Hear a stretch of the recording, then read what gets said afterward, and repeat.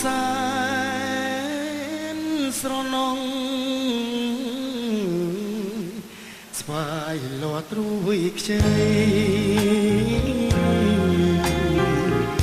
តបយើងបានជ័យបោជុំរុំនៅដងស្ទឹងអារញ្ញហេមន្តរត់ទៅใจដនដំរើបានស្នេហ៍រំជើបផឹកទឹកដងស្ទឹងសាញ់ចឹងក្នុងចិត្តស្ដាប់ស្នូររហាត់ខ្ញុំស្រង់ទឹកភ្នែកព្រោះទៅប្រត់ឆ្ងាយដល់ផ្កាស្វាយរីងទ្រូងអើយស្ទើរបែកសងវែសងសា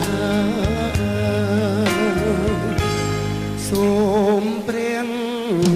វណ្ណសង្ឃក៏មានវណ្ណរាជប្រគេនអំណាចរទីជាស្ដាយទុំនៅអារញ្ញអារាមសាសនាប្រទានព្រះបរមគុណគុណចិត្តស្រីទុំបងឃ្លាទៅ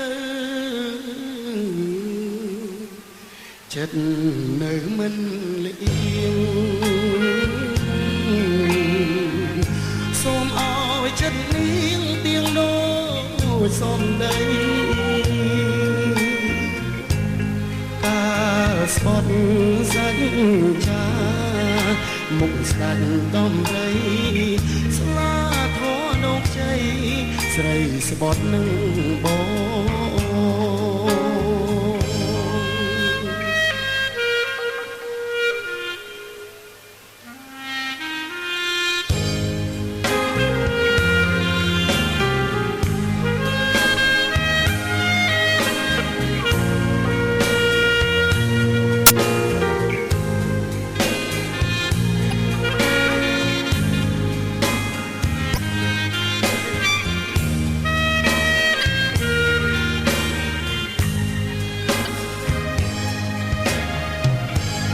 សូមព្រះ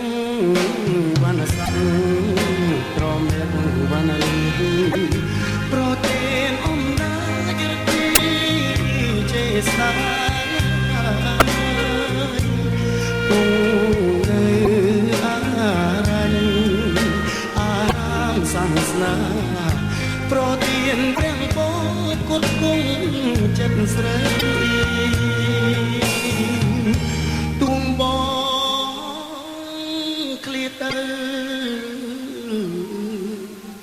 ចិត្តនៅមិនលៀងសូមឲ្យចិត្តនាងទៀងដូចសំដីកាលស្បត់សាច់ចាមុខស្ដាច់ដំរីស្លាធម៌ដងខ្ចីស្រីស្បត់នឹងបង